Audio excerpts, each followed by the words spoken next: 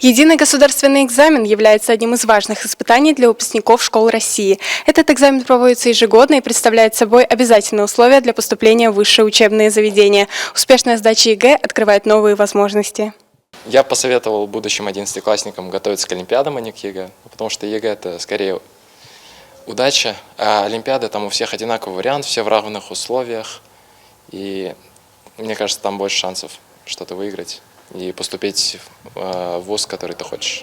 В нашем городе с отличной сдачей экзамена по профильной математике справился ученик 11 класса Башкирского лицея имени Рамазана Умедбаева Фанис Суендуков. Он набрал заветные 100 баллов. По большей части готовился к экзаменам я с Айгуль Салаватовной, но иногда брал ресурсы с интернета, чтобы просто решать задачи и если что-то забыл, вспомнить. Когда готовился к олимпиадам, мне посоветовали, как бороться со стрессом.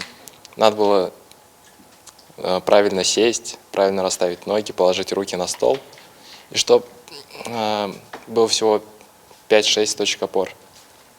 Надо было сделать глубокий вдох, выдох и медленно попить водичку. Тогда все проходило. Педагогическая поддержка в процессе подготовки к ЕГЭ является неотъемлемой частью успешной сдачи экзамена. Важным аспектом помощи педагога выражается также в создании атмосферы доверия и поддержки, в которой ученик чувствует себя комфортно и уверенно. Все это приводит к отличным результатам. Опытный педагог способен не только дать ребенку знания, но и вдохновить его на достижение новых вершин и целей. К ЕГЭ мы начали готовиться еще в 10 классе.